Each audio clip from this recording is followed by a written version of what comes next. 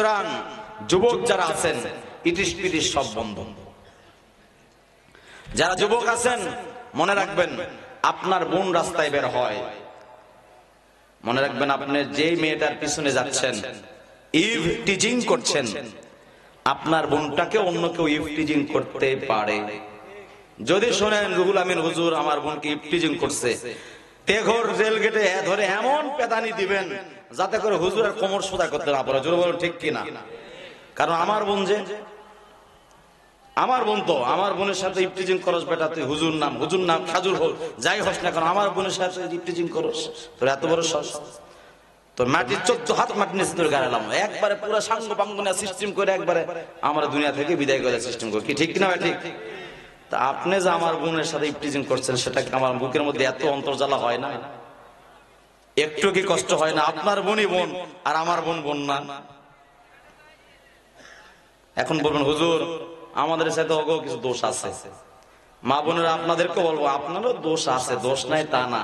আপনাকে মোবাইলে ডাকলো আর আপনার সাথে সাথে কলেজের নাম করে কলেজ থেকে গিয়া আপনি প্ল্যানেট পার্কে, আপনি ওই যে প্রিন্সেস চাতালের ওদিকে, আপনি ওখান থেকে কলেজের মাঠ পেরিয়ে অন্যদিকে, আপনি এরপরে নতুন গ্রিন ভ্যালি হয়েছে সেদিকে, আপনার বাবাকে না জানিয়ে, মাকে না জানিয়ে, বোনকে না জানিয়ে, বড় ভাইকে না জানিয়ে এক মোবাইলে ফোন দিল, আপনার সাথে মিটিং করতে চলে গেলেন, দেখা করতে গেলেন, আপনি তো আপনার কারণে ধরা খেলেন। মেয়েরা ছেলেদের, আমাদের যুবক ভাই বলছেন মেয়েরা ছেলেদেরকে ডাকে। শুনুন, মেয়েরা কি জায়েজ? একটাও জায়েজ নেই। মনে রাখবেন, মা আপনার ইজ্জতের বড় দাম এবং আপনার ইজ্জতের বড় দাম। যুবক আপনাদের ছোট্ট টিপস দেই, যুবতীদেরকে আপনাদেরকে দেই, সাবধান। মনে রাখবেন, মা বোনদেরকে দোষ বলি তারপর আপনাদের বলবো, আপনারা সাবধান। মা বোনরা খুশি হোক তারপর আপনাদের খুশি করবো। হ্যাঁ মা শুনুন, মা বোনদেরকে বলছি আপনাদের নজর রাখুন, যুবকরা আপনারা শুনে নেন, মা বোনদেরকে সচেতন করছি। আর যুবকরা আপনারা খুব খেয়াল করবেন, যে মেয়েটি মায়ের চোখকে ফাঁকি দিয়ে, বাবার চোখকে ফাঁকি দিয়ে, বড় ভাই বোনের চোখকে ফাঁকি দিয়ে, গার্ডিয়ানের চোখকে ফাঁকি দিয়ে আপনার সাথে অতি গোপনে মেসেঞ্জারে অথবা হোয়াটসঅ্যাপে, ইমোতে, ইনস্টাগ্রামে যেভাবেই হোক কথা বলে, চ্যাটিং এর মাধ্যমে আপনার সাথে দেখা করতে চলে গিয়েছে, আগে ফটো ফুটো যা পাঠাইছে, এরপরে দেখা হয়েছে, দেখা করতে গিয়েছে মানে মনে করবেন এই ছেলে, যেই মেয়েটি আপনার সাথে দেখা করতে গিয়েছে, ওই মেয়েটি 100% শিওর, 100% শিওর, 100% শিওর ওই মেয়েটির ক্যারেক্টার ভালো নয়, ক্যারেক্টার ভালো নয়, ক্যারেক্টার ভালো নয়। আপনি ছাড়াও অন্য কেউ, তার আরেকজন ফ্রেন্ড আছে, just friend, boyfriend, best friend মানে যেগুলো বলা হয়, তার এরকম ফ্রেন্ড 3 ধরনের থাকবে। যখন ধরা পড়ে যাবে তখন বলে he is my just friend, he is my best friend, আর you are my only boyfriend. মনে রাখবেন, এটা হলো মেয়েদের চালাকি। মনে রাখবেন, এটা মেয়েদের চালাকি। ধরা পড়ে গেলে বলবেন just friend, best friend, only you are my boyfriend, but she is not your girlfriend. Vocal vocal vocal বোঝেন তো? Fake fake, original fake. মনে রাখবেন, এরা হলো আপনাকে ব্যবহার করছে। যে মেয়েটি তার ভাইকে ফাঁকি দিল, বোনকে ফাঁকি দিল, বড় চাচাকে ফাঁকি দিল, নিজের বাবা মাকে ফাঁকি দিল, সবকিছু বাদ দিয়ে আপনার সাথে দেখা করতে গেল, মানেই হলো এই মেয়েটি খুব একটা ভালো নয়। আপনি ছাড়াও অন্য কেউ তার জন্য অপেক্ষা করছে। আর মা আপনাদের জন্য সুসংবাদ, এবার আপনাদের খেলা। মাথাটা নিচু করলেও সমস্যা নাই, উপরে রাখলেও সমস্যা নাই। যেই ছেলেটি আমার যুবক ভাই আপনার জন্য সুন্দর করে একবারে ওই যে গিফট পেপার সহ কিছু একটা গিফট নিয়ে গেল আপনার জন্য, একটা ব্রেসলেট নিয়ে গেল, একটা গোলাপ ফুল নিয়ে গেল, আর একটা ঘড়ি নিয়ে গেল, একটা কানের দুল নিয়ে গেল, একটা নাকের ফুল নিয়ে গেল, মেয়েদের পছন্দনীয় কিছু পেস্ট না কি বলে ওটা, পেস্ট বলে তো, কেকের মতোই পেস্ট নিয়ে গেল, অনেক ভালো ভালো খাবার, পোলাও, কোরমা, বিরিয়ানি যা আছে সবকিছু কাচ্চি টাচ্চি নিয়ে গেল। নিয়ে গিয়ে বলতেছে সবকিছু যা বলার ডায়লগ দিয়েছে। মনে রাখবেন মা, যে ছেলেটা গিয়েছে ওই ছেলেটা হলো আপনার কাছে গিয়েছে আপনাকে সুযোগের সদ্ব্যবহার করার জন্য। যখন সুযোগের সদ্ব্যবহার করা হবে, যখন আল্লাহ না করুক আপনার ইজ্জত সম্ভ্রমের উপর যখন হাত বাড়ানো শেষ হয়ে যাবে, এই ছেলেটি আর বুঝতে বাকি নাই যেই মেয়েটি মায়ের চোখ ফাঁকি দিয়ে এসেছে, যেই মেয়েটি ভাইয়ের চোখ ফাঁকি দিয়ে এসেছে, যেই মেয়েটি বড় বাবার চোখ ফাঁকি দিয়ে এসেছে, যেই মেয়েটি বাবার চোখ ফাঁকি দিয়ে এসেছে, ওই ছেলেটির বুঝতে বাকি নাই এই মেয়েটি আমার সাথে সময় দিতে চাই, আপনার সাথে সময় দিবে বটে, আপনাকে বিবাহ করবে না, বিবাহ করবে না, বিবাহ করবে না। এরা হলো ছেলেদের চরিত্র। কারণ প্রত্যেক বাবাই চায় আমার বৌমা কোরআন তেলাওয়াত করুক, প্রত্যেক বড় ভাই চায় আমার ছোট ভাইয়ের স্ত্রীটা ভালো হোক। সুতরাং যুবক যুবতী মা বোনেরা, আপনাদেরকে বলছি, আপনি হালাল পন্থায়, আপনার বয়স হয়ে গিয়েছে, আপনার মা বাবা বড় ভাই বুঝবে, বড় বোন বুঝবে, আপনি স্বাবলম্বী হয়ে গিয়েছেন, যোগ্যতা এসেছে, শরীয়তের মাধ্যমে আপনি হালাল প্রেম করেন, স্ত্রীর সাথে প্রেম করেন, আল্লাহ সুযোগ দিয়ে দিয়েছেন। কারা কারা পারবো আজকের পর থেকে হারাম সম্পর্কে জড়াবো না, মেহেরবানি করে হাতটা জাগায়, আল্লাহর রাস্তায় যুবক বন্ধুরা আছেন হাতটা জাগায়, হারাম সম্পর্কে আর জড়াবো না। আল্লাহ আমাদেরকে কবুল করে নেন, সকলে বলছে আমিন। আল্লাহর বান্দারা, পর্দার অন্তরের মা বোনেরা, আপনাদের খেদমতে আরজ করতে চাই, যুবক বন্ধুরা আপনাদের খেদমতে আরজ করতে চাই। আমার আলোচনায় মনে হয় আপনারা একটু কষ্ট পেলেন। কষ্ট পায়েন না রে বাবা, আজকের পর থেকে আমি রুহুল আমিন বলে গেলাম, হয়তো আগামী দিনে রুহুল আমিন আর বেঁচে থাকবে না, আপনাদের হাতে পায়ে ধরার মতো লোক হয়তো বা কেউ থাকবে না, দরদ নিয়ে কথা বলার মতো কেউ হয়তো থাকবে না, আওয়াজের মতো লোক থাকবে, ওয়াজের মতো লোক থাকবে না, চোখের পানি ঝরায়া বুকে জড়ায়া দোয়া করিয়া কিছু বলে যাবেন, এরকম অন্তর দিয়া কথা বলার মতো হয়তো অনেক মানুষ পাবেন, কিন্তু সেদিন হয়তো আপনি থাকবেন না, আমিও থাকবো না। আমাদের জন্য দোয়া করবে, কিন্তু কবরে আমরা কিছুই বুঝতে পারবো না।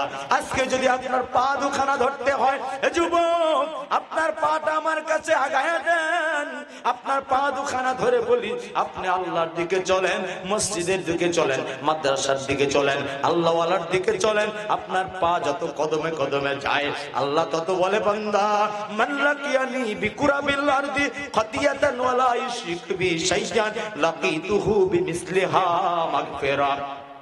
আল্লাহ রাসূল সাল্লাল্লাহু আলাইহি ওয়াসাল্লাম বলেন, আমার আল্লাহ পাক হাদিসে কুদসিতে ইরশাদ করেন, আমার বান্দারা শোনো, দুনিয়াতে তোমরা যারা গুনাহ করে ফেলেছো, দুনিয়াতে তোমরা যারা ভুল করে ফেলেছো, দুনিয়াতে না গুনে যারা গুনাহ করে ফেলেছো, হয়তোবা জেনাই তোমার হয়ে গিয়েছে, হয়তোবা তুমি মানুষের বিভিন্ন ক্ষতি করে ফেলেছো, হয়তোবা তোমার দ্বারা আল্লাহর কোনো হুকুম বরদাস্ত, কোনো হয়তো হুকুমের নাফরমানি করে ফেলেছো। আল্লাহ ডাকতে বলে, বান্দা শোনো, কুল ইয়া ইবাদিয়াল্লাযীনা আসরাফু আলা আনফুসিহিম লা তাকনাতু মির রাহমাতিল্লাহ ইন্নাল্লাহা ইয়াগফিরুয যুনুবা জামিয়া ইন্নাহু হুয়াল গফুরুর রহিম।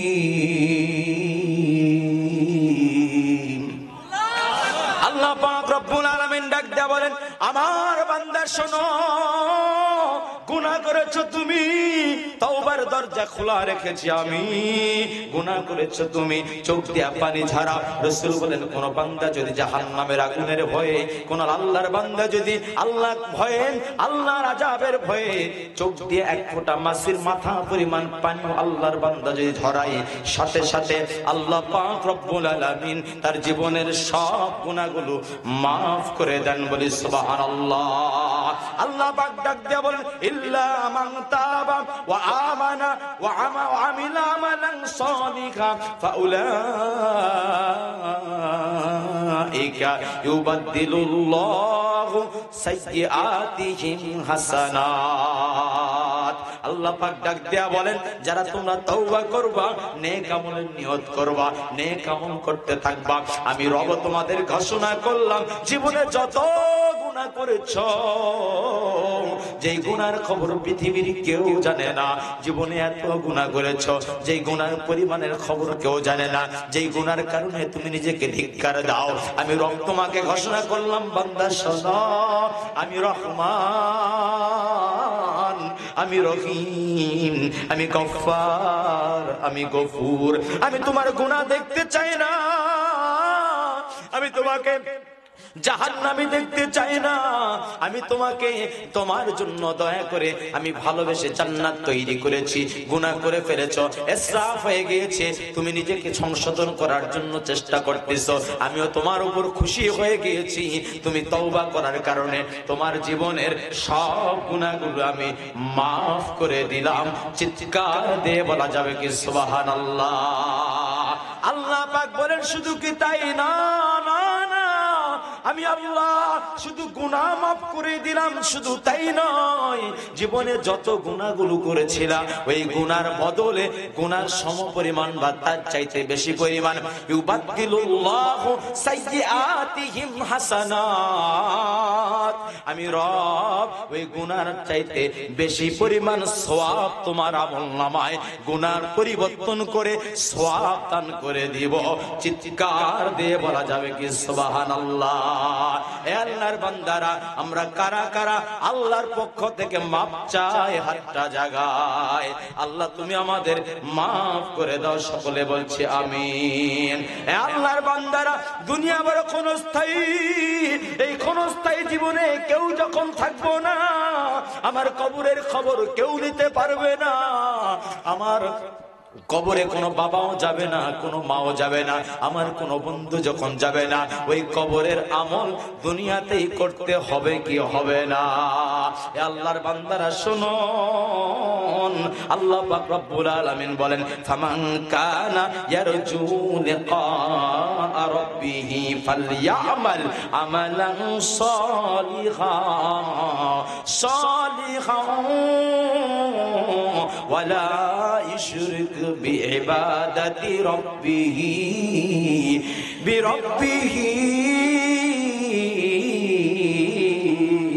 আহাদা। চিৎকার দিয়ে বলা যাবে কি সুবহানাল্লাহ। আল্লাহ পাক রব্বুল আলামিন ডাক দিয়ে বলেন আমার বান্দারা শোনো,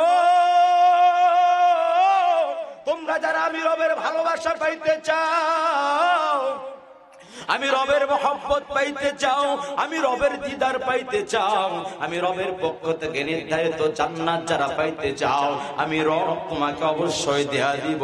তবে তোমাদের জন্য একটি শর্ত লাগায় দিলাম। সেই শর্তটা হলো যতদিন দুনিয়াতে বাঁচবা, দুনিয়াতে বাঁচা অবস্থায় তাফসীরে মুফাসসিরে কেরামগণ বলেন দুইটা শর্ত। নাম্বার 1, সারা জীবন ভর তুমি নেক আমল করার জন্য চেষ্টা করবা। 2 নাম্বার শর্ত হলো জীবনে কোনো দিন আল্লাহর সাথে কাউকে তুমি শরীক করবা না। এই আয়াতের মধ্যে আল্লাহ পাক রব্বুল আলামিন দুইটা ঘোষণা করেন, আমি আল্লাহ তোমার দিদার দিব, আমি আল্লাহ তোমাকে জান্নাত দিব, আমি আল্লাহ তোমার উপর সন্তুষ্ট হয়ে যাব, আমি আল্লাহ তোমাকে জান্নাতে দেখা করব, আমিও তোমার সাথে দেখা করব। আমি আল্লাহ জান্নাতের মধ্যে জাতীয় সঙ্গীত নিজে প্রেরণ করে নিজে পাঠ করব।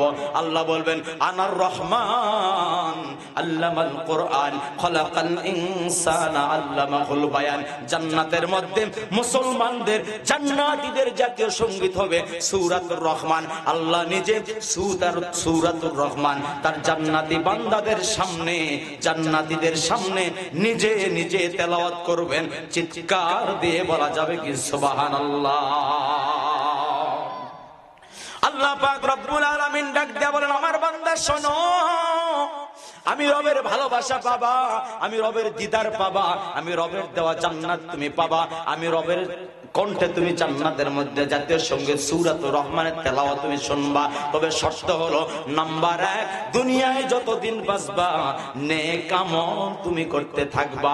নেক আমল বলতে কি বোঝায়? যা কিছু করি, নামাজ নেক আমল, রোজা নেক আমল, হজ নেক আমল, যাকাত নেক আমল, মানুষের সাথে মুস্কি দিয়ে হাসা নেক আমল, পরের উপকার করা নেক আমল, আত্মীয়তার সম্পর্ক রক্ষা করা নেক আমল, মানুষের খোঁজ খবর নেওয়া নেক আমল, এতিমখানায় সাহায্য করা নেক আমল, মাদ্রাসায় দান করা নেক আমল, লিল্লাহ বোর্ডিং অর্থ দেওয়া নেক আমল, মসজিদ নির্মাণ করা নেক আমল, মসজিদের সেজদা দেওয়া নেক আমল, রুকু করা নেক আমল, মানুষের খবর নেওয়া নেক আমল, মুরব্বীদের সালাম দেওয়া নেক আমল, বড়দের হেফাজত করা নেক আমল, স্ত্রীকে দেখাশোনা করা নেক আমল, সন্তানের ভরণ পোষণ দেওয়া নেক আমল, ভালো মানুষের সঙ্গে ভালো সম্পর্ক রাখা নেক আমল, খারাপ মানুষের থেকে দূরে থাকা নেক আমল, গুনাহ বর্জন করা নেক আমল, গুনাহ ছেড়ে দেওয়া নেক আমল, তওবা করা নেক আমল, তওবার জন্য পানি ঝরানো নেক আমল, সমস্ত প্রকার বদ থেকে দূরে থাকা নেক আমল। আল্লাহ বলেন পৃথিবী যতদিন তুমি থাকবে, যতদিন হায়াত, যতদিন নেক আমল চলবে ততদিন এই নিয়ত তুমি করতে থাকবা। আল্লাহ বলেন এই নিয়তের উপরে বলবৎ থাকার চেষ্টা করবা। 2 নম্বর শর্ত হলো বান্দা জীবন দিয়েছে আমি, এই জীবনের মালিক আর কেউ নয়, ইবাদত করার মালিক আমি আল্লাহ, ইবাদত করবা তুমি আর কবুল করব আমি আল্লাহ। চিৎকার দিয়ে বলা যাবে কি সুবহানাল্লাহ। আল্লাহ পাক রব্বুল আলামিন ডাক দেয়া বলেন ওয়া কাযা রাব্বুকা আল্লা তা'বুদু ইল্লা ইয়্যা। চিৎকার দিয়ে আরো একবার বলা যাবে কি সুবহানাল্লাহ। আল্লাহ পাক বলেন বান্দা ইবাদতের মালিক একচ্ছত্র হবে আমি আল্লাহ, আমি ছাড়া আর কারো পায়ে তুমি সিজদা দিতে পারবা? আল্লাহ বলেন শোনো, তবে 2 নাম্বার কাজ হলো আমি আল্লাহর সাথে তুমি সিজদা করবে না, কারণ ইন্নাল্লাহা লা ইয়াগফিরু আইয়ুশরাকা বি ওয়া ইয়াগফিরু মা দুনা যালিকা লিমান ইয়াশা। আল্লাহ বলেন আল্লাহ শিরকের গুনাহ ছাড়া ইচ্ছে করলে সব গুনাহ maaf করেন, বলুন সুবহানাল্লাহ। শিরক কি? শিরক হলো যে আমরা তো ইবাদত করি, ইবাদতের মাধ্যমে আহারে চাকরি আমাকে খাওয়াইতেছে, এই যদি নিয়ত থাকে ওটা চাকরির সাথে আল্লাহর সাথে শিরক হয়ে গেল। চাকরি যদি না থাকতো কি খাইতাম, আজকে যদি কাজ না করতাম কি খেতাম, এটা সব শিরকের অন্তর্ভুক্ত। ছোট্ট একটা ঘটনা এ ব্যাপারে, বায়জিদ বুস্তামি আল্লাহর ওলি ছিলেন, ওই যুগের এক আল্লাহর ওলি, তার ইন্তেকালের পরে খ্বাবে দেখেছেন। আল্লাহর ওলিদের খ্বাব ইলহামের মাধ্যমে যে আল্লাহ দেখায় এগুলোকে কারামত বলা হয়। কারামাতুল আউলিয়া হাক্কুন, আল্লাহর ওলিদের কারামত, এগুলো সত্য বলি সুবহানাল্লাহ। বলবো একটা এই ছোট্ট ঘটনাটা বলবো না দোয়া করে দেব? আল্লাহ পাকের বান্দারা বায়জিদ বুস্তামি রাহমাতুল্লাহ আলাইহি অনেক বড় আল্লাহর ওলি ছিলেন। আল্লাহর ওলি রাহমাতুল্লাহ আলাইহি আপনারা সকলে জানেন মায়ের দোয়ার বরকতে তিনি আল্লাহর ওলি হয়েছেন। জোরে বলুন ঠিক কিনা? আল্লাহ পাকের বান্দারা শুনুন, আজকে যারা আপনার ছেলে আছেন, আজকে যারা আপনার যুবক আছেন, আজকে যার বয়স কম, একদিন আপনি বৃদ্ধ হয়ে যাবেন। আপনার মা আজকে বৃদ্ধা হয়ে গিয়েছেন, আপনার মায়ের খবর আপনি নিতে পারতেছেন না। এ যুবক মনে রেখো, আল্লাহ তোমার জন্য ঘোষণা করেন আমার বান্দা শোনো, ওয়াকাদা রাব্বুকা আল্লা তা'বুদু ইল্লা ইয়্যা। আমি রবের তুমি ইবাদত করবা, আমি রবের ইবাদত ছাড়া আর কারো ইবাদত তুমি করতে পারবে না। কোন খাজার পায়ে সিজদা দিতে পারবে না, কোন মাজারে সিজদা দিতে পারবে না, কোন বাবার গায়ে সিজদা দিতে পারবে না, কোন বাবার পায়ে সিজদা দিতে পারবে না, কোন কারো কাছে তুমি চাইতে পারবে না বাবা বাচ্চা দাও, ও পীর বাবা বাচ্চা দাও, ও পীর বাবা সম্পদ দাও। খবর জানে না ওই বাবার মালিক আমি আল্লাহ, আমি রব হলো খানায় কাবার মালিক, তোমারও মালিক। সুতরাং তুমি আমি আল্লাহর ইবাদত করবা, ইবাদতের ব্যাপারে আমি আল্লাহর সাথে কাউকে শরীক করতে পারবা না। চিৎকার দিয়ে বলা যাবে কি সুবহানাল্লাহ। এ যুবক শোনো, ইবাদত করব আল্লাহর।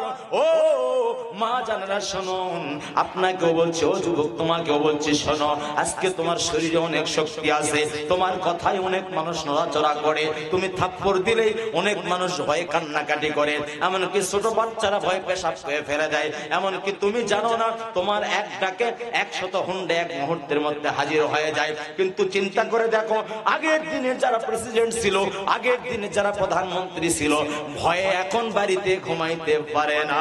আগের দিনের যারা বড় বড় বর্মিয়া ছিল, আগের দিনে যারা রাজত্ব করেছে, এখন তাদের নিজের অস্তিত্বের কোনো খবর নাই।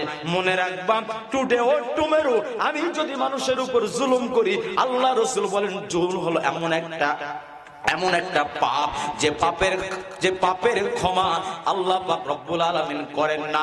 দুনিয়াতেই তার শাস্তি হয়, আখিরাতে তার জন্য চূড়ান্ত পর্যায়ের শাস্তি আছে। চিৎকার দিয়ে বলা যাবে কি নাউজুবিল্লাহ। এই যুবক শোনো, আজকে তোমার শক্তি আছে, আজকে তোমার পাওয়ার আছে, আজকে তোমার টাকা আছে, আজকে তোমার শরীরে অনেক পাওয়ার, তোমার হাতে অনেক পাওয়ার, তোমার মাথার উপরে অনেক ছাতা আছে, তোমার পার্লামেন্টে অনেক ক্ষমতা আছে, তোমার বর্মিয়া অনেক আছে। মনে করেছো তোমার অস্ত্রের কারণে, তোমার টাকার কারণে, তোমার ম্যান পাওয়ারের কারণে, তোমার মানি পাওয়ারের কারণে, জনশক্তির কারণে, কথার কারণে, তোমার মুখ খারাপের কারণে মনে করেছো এলাকাবাসী তোমাকে অনেক দোয়া করে। না না, তোমাকে বদদোয়া করে, তুমি বুঝতে পারো না, তোমাকে ভালোবাসে না, বরং তুমি মারা যাওয়ার পরে অনেক মানুষই 2 রাকাত তাহাজ্জুদ নামাজ আদায় করে। অনেক মানুষই মারা যাওয়ার পরে তোমার কারণে অনেক মানুষই শুকরিয়া তান 2 রাকাত নামাজ আদায় করে। এমন জীবন তুমি করিলে গঠন, মরণে হাসিল মানুষ, কাঁদিল সারা শয়তানের জীবন।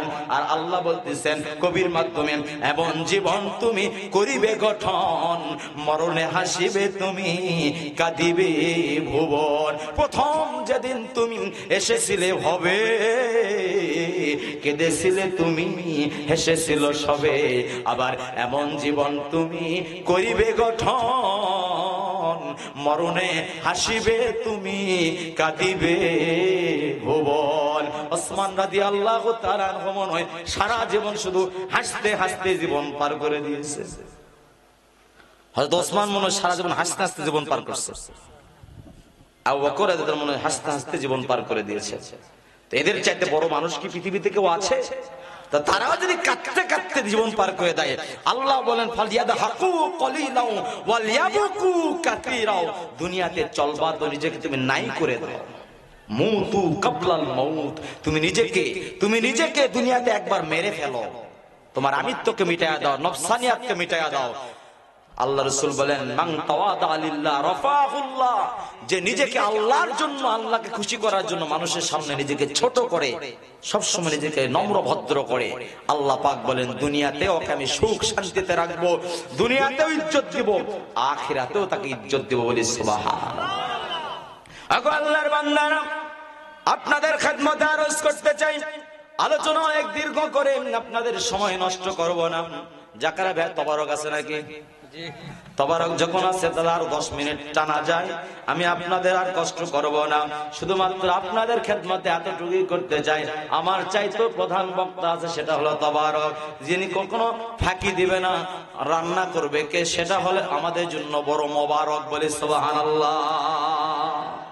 নাম হয়েছে তবারক, আমাদের জন্য হবে মোবারক। বলে আলহামদুলিল্লাহ। এই জন্য তবারক আমরা বরকতপূর্ণ জিনিস নিয়ে যাব। রাজি আছি তো ইনশাআল্লাহ?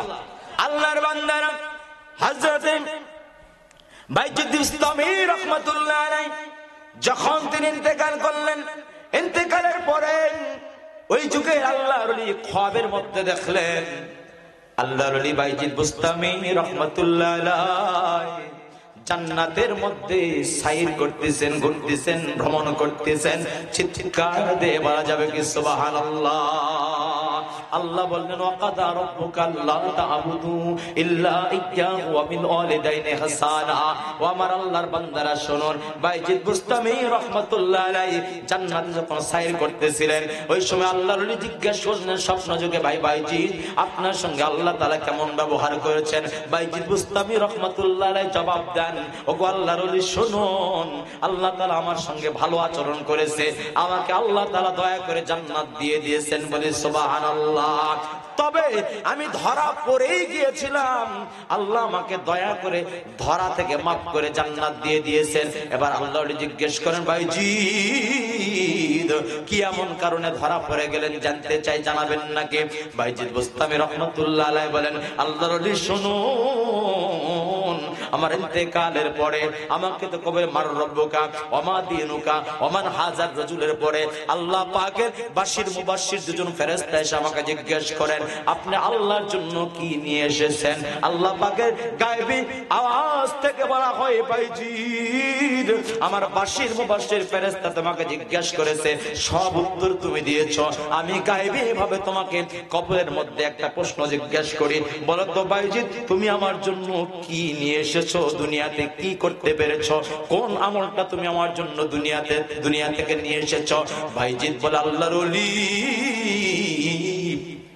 আমি চিন্তা করে দেখলাম আমি তো ঠিক মতো নামাজ আদায় করতে পারি নাই, রোজা হয়তো কোনো দুর্বলতা হয়েছে, হজের হয়তো ঠিক মতো পালন করতে পারি নাই, যাকাতে কোনো কার্পণ্যতা রয়ে গিয়েছে, হয়তো সদকার মধ্যে ঝামেলা থাকতে পারে। আমি চিন্তা করে দেখলাম ইবাদতের কথা যদি বলি তাহলে আমি ধরা পড়ে যাব। আমি চিন্তা করলাম কি বলা যায়। আমি আল্লাহর কাছে বললাম মালিক গো তুমি তো রহমান, তুমি তো বলেছো লা তাকনাতু মির রাহমাতিল্লাহ। আল্লাহ আমি কোন ইবাদত নিয়ে আসতে পারি নাই, আমি তো কোন ইবাদতের বড়াই দিতে পারবো না, যেহেতু জানতেই চেয়েছো তোমার দয়ায় আমি জান্নাত পাবো আশা করি, তবে আমি তোমার ওয়াহদানিয়াতের বাণী প্রচার করেছি, শিরক তোমার সাথে করি নাই, শিরক মুক্ত জীবন আমি গঠন করে দুনিয়া থেকে এসেছি। আল্লাহ পাক ডাক দেয়া বলেন আল্লাহর ওলি শোনো, আল্লাহ পাক ডাক দেয়া বলেন ভাইজিৎ তাই যদি হয় ওই রাত্রের কথা স্মরণ করো যে রাত্রে তোমার পেটের পীড়া দেখা দিল, যে রাত্রে তুমি অসুস্থ হয়ে পড়েছিলা, দুধ পান করার কারণে তোমার পেটে অসুস্থতা দেখা দিল, তুমি তখন বলেছিলা দুধ যদি পান না করতাম মনে হয় আমার পেটের প্রবলেম হয়তো না। ও ভাইজিৎ দুধের কি কোনো ক্ষমতা আছে নাকি তোমার পেটের কোনো প্রবলেম করতে পারো? ও ভাইজিৎ বলো তো দেখি দুধের কোনো ক্ষমতা আছে নাকি যে দুধ তোমার পেটের সমস্যা করলো? ভাইজিৎ আবার চুপ হয়ে গিয়েছে। আল্লাহর ওলিকে ভাইজিৎ স্বপ্নের মধ্যে বলেন ওগো আল্লাহর ওলি শোনো, আমি লজ্জিত হয়ে গেলাম, চিন্তা করলাম ধরা বুঝি পড়ে গেলাম রে, আল্লাহ পাক মনে হয় আজকে আমাকে সাইজ করে ফেলবে। আল্লাহ পাকের কাছে বললাম আল্লাহ নাথিং, আমার কোনো টলারেন্স নাই, আমি জিরো টলারেন্সে এসেছি, আমার কোনো আমলনামা নাই, শিরক মুক্ত কোনো জীবনও আমার কাছে নাই। এখন আমি আপনাদের কাছে বলি আমরা অনেক সময় অসুখে পড়লে আল্লাহকে দোষাদোষি করি কি করি না?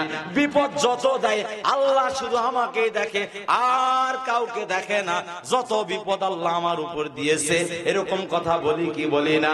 খবরদার আল্লাহকে কোনো দোষারোপ করব না। মনে রাখবেন এমনি এমনি আল্লাহ আপনাকে দুনিয়াতে পাঠায় দেয় নাই।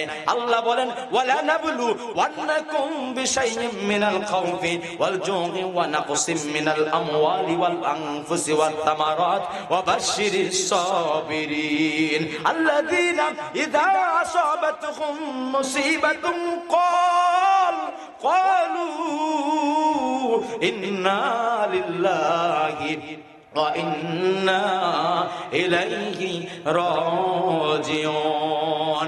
শুরুর আয়াতে আল্লাহ বলেন ইন্নাল্লাহা মা'আস সাবিরিন। ঈমান এনেছেন বিপদ আসবে না, হতেই পারে না, জোরে বলুন ঠিক কি না? আল্লাহ বলেন যত বিপদ আসবে মুসিবতের সময়ে আমি আল্লাহকে স্মরণ করবা। দুনিয়ার সবাই ভুলে গেলেও ফেরেশতারাও যদি ভুলে যায় আমি রব তোমাকে ভুলবো না। ইন্নাল্লাহা মা'আস সাবিরিন, আমি রব সব ধৈর্যশীলদের সাথে আছি। চিৎকার দিয়ে বলা যাবে কি সুবহানাল্লাহ? এ আল্লাহর বান্দারা, ভাইজিৎ বলে আল্লাহর ওলি শুনুন, আমি যখন চিন্তায় পড়ে গেলাম আমি আর কোনো পার পাওয়ার কোনো সুযোগ যখন পাবো না মনে হলো, ভাইজিৎ বলে এরপরে হঠাৎ করে বললো আল্লাহ তাআলা গায়েব থেকে বলছে ও ভাইজিৎ শোনো, কোন আমলের কারণে তোমাকে কবুল করেছে তুমি কি জানো নাকি? তোমাকে মাফ করে দিল তুমি কি জানো নাকি? বলে আল্লাহ আমি কিছুই জানি না। ভাইজিৎ কি আল্লাহ ডাক দিয়ে বলে ভাইজিৎ শোনো, ছোট্ট একটা আমল যেটা আমার কাছে অনেক গ্রহণযোগ্য পছন্দনীয় হয়েছে, সেটা হলো একদিন শীতের শীতের মুহূর্তে, শীতের রজনীতে একটা বিড়াল ছানা কোন শীতের মধ্যে থরথর করে কাঁপতেছিল। কম্বলের মধ্যে তুমি দয়া করে ওই বিড়াল ছানাটাকে তোমার কম্বলের মধ্যে যখন আশ্রয় দিলা, জায়গা করে দিলাম, আমি আল্লাহ রহমতি দরিয়ায় তখন ঢেউ খেলা শুরু হয়ে দিল। আমি চিন্তা করলাম যে বাইজিদ আমার এত ছোট ছোট একটা প্রাণীকে এই কঠিন শীত থেকে বাঁচানোর জন্য চেষ্টা করতেছে। আমি চিন্তা করে দেখলাম ওই বাইজিদের দিলের মধ্যে জাহান্নামের আগুনের কত ভয় আছে, মুমিনকে জাহান্নাম থেকে বাঁচানোর কত ভয় তার মধ্যে আছে। এই চিন্তা কইরা সৃষ্টির ছোট্ট একটা জীব বিড়ালকে ভালোবাসার কারণে আমি তোমার সব গুনাহগুলো মাফ করে দিয়া, তোমার সব আমলগুলো কবুল করে নিয়া জান্নাতি হিসেবে তোমাকে কবুল করে নিলাম। চিৎকার দিয়ে বলা যাবে কি সুবহানাল্লাহ। আজ মরব না, কাল মরব না, মরব একদিন, কোন দিন হবে তাও আমরা কেউ জানি না। জোরে বলুন ঠিক কিনা? কারা কারা দুনিয়াতে শান্তি আখিরাতে মুক্তি চায় হাতটা জাগায়। আল্লাহ তুমি কবুল করে নাও, সকলে বলছে আমিন। এ আল্লাহর বান্দারা, মসজিদ কার ঘর? মাদ্রাসা কার ঘর? মাদ্রাসা নবীর ঘর। মসজিদের দায়িত্ব পালন করবে ইহুদিরা, মসজিদ দেখাশোনা করবে বেঈমানেরা, মসজিদ দেখাশোনা করবে মনে হয় হিন্দুরা।